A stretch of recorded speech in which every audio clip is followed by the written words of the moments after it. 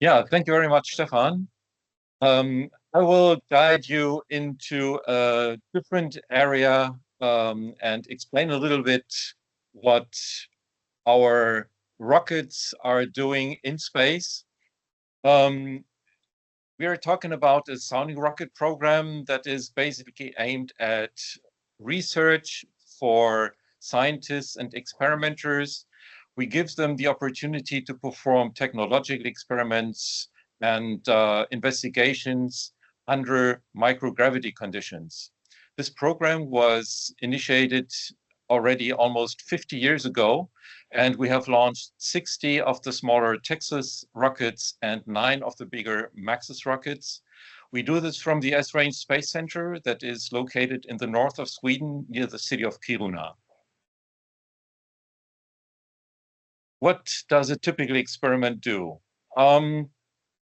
We aim at characterizing different experiment features and experiment parameters in preparation of long-term experimentation under microgravity conditions. Typically, an experiment starts in the drop tower, which is located here in Bremen. Sometimes we perform also parabolic flights with Novusbus. We perform sounding rocket flights, and that is basically what I'm going to talk about. And finally, the experiments end up in the International Space Station, either in the Columbus module or on the Airbus Bartolomeo platform. What is a sounding rocket? Well, it is basically a rocket with two solid rocket propellant motors. You see them here on the right, and on the top, the red part, that is where the experiments are located, which are performed during the microgravity period of the sounding rocket flight. We reach typically an apogee, that is the maximum height during the flight of 250, 260 kilometers. And that gives us a period of 6 minutes of microgravity time between the period or the point in time when the propelled phase is ended and the payload enters the atmosphere. The bigger Maxis rocket, which is currently not active, gives more room and more space for the experiments. We have roughly double the payload mass and reach double the microgravity time. It's about 12 to 13 minutes with an apogee or maximum height of some 700 to 750 kilometers. Basic principle is the same. We have a solid rocket propellant motor and the payload on top with the experiments. And we have a service system which transmits the data from the payload, from the individual experiments to the ground, where we are sitting, the engineering team, together with the science teams, and operate the experiments in real time. With a recovery system, which is right on the top of the rocket, we are able to recover the complete payload on the ground, and that is the reason why we do it on land.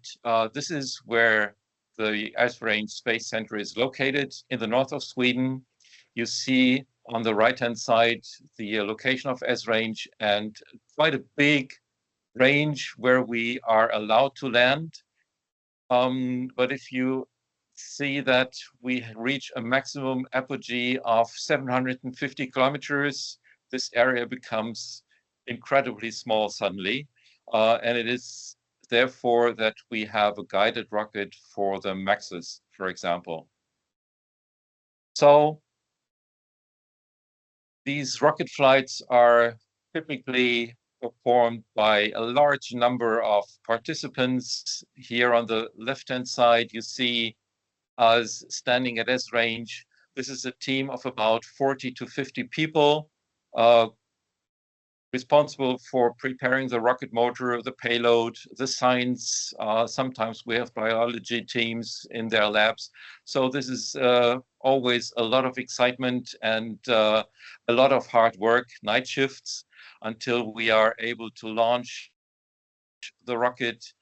And on the right-hand side, you see a very small orange spot in the white. That is where our payload has landed on a lake, which fortunately was frozen. And there it is picked up by a helicopter and returned to the launch site, where we are then removing the samples and hand them over to the science team. We as Airbus are the prime contractor to the European Space Agency, ESA, and the German Space Agency, DLR, for the Texas and Maxis missions, and we have the responsibility for the complete system, starting with program management, development, and integration of all the experiment modules. We support the scientists and experimenters during the development and the preparation time at the launch site, and also after the flight. We make sure that all the flight systems are available, like rocket motors, parachute, service system. Then we perform the campaign, and finally also perform and support the mission operations together with the other teams that are needed to fly that rocket. The experiments are various experiments from a lot of different disciplines. I don't want to read them all. There is always something new we learn when we have the development of a new experiment, and therefore it's always exciting and never boring. It is always something new, which is very challenging. And here on this chart, you see the reason why we are operating under microgravity conditions. The left-hand side where the video is shown, you see particles floating through the air. This is not possible on the ground.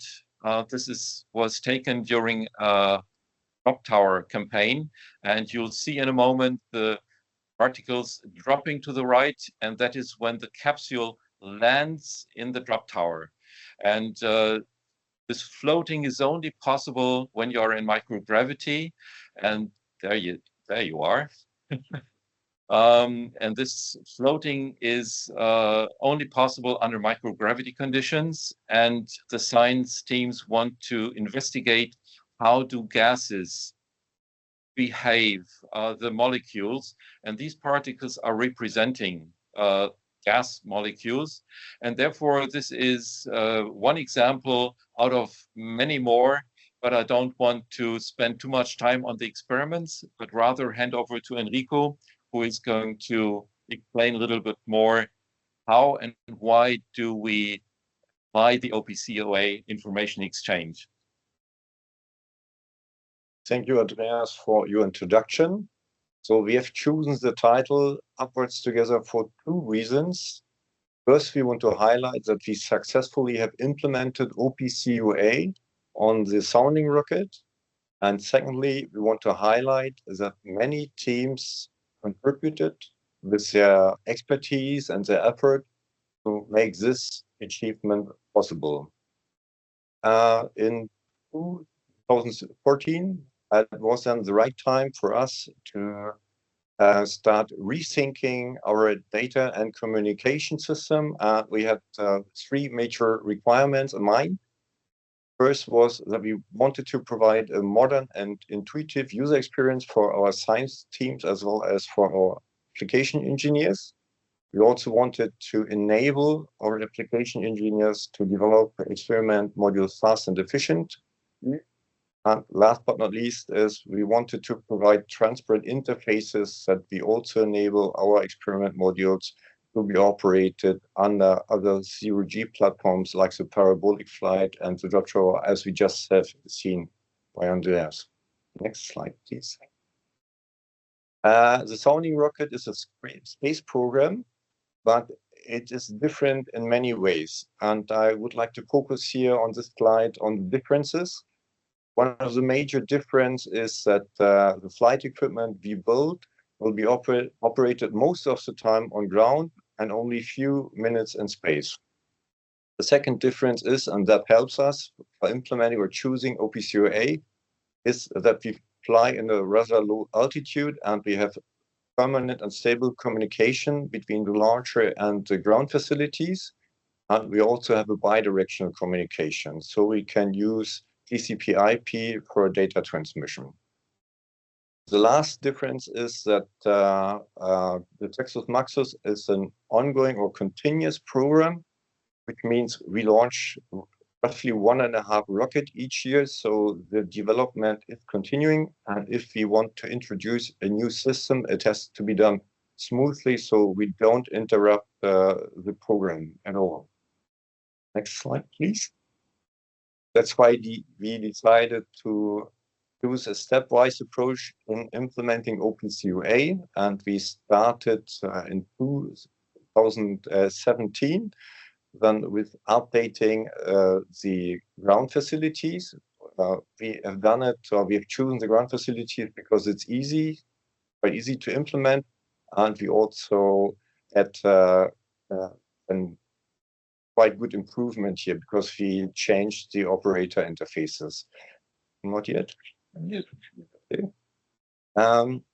We teamed up with AMS Soft as a company, and that were those folks that proposed to use OPCUA as a new communication standard for us. Next one, please. Together with AMS, we introduced a technology which is called LabVIEW without wires, because what we wanted to do is we wanted that the whole team is capable in using LabVIEW without having programming knowledges. So what AMS has done is they added properties to the standard LabVIEW display elements that reflect the OPCUA world. So the engineer can just add here, for instance, the node IDs and the server URLs. And when they start the display, then this display element connects automatically to the respective communication node. Please. 2018, then there was the first OPCUA server in space.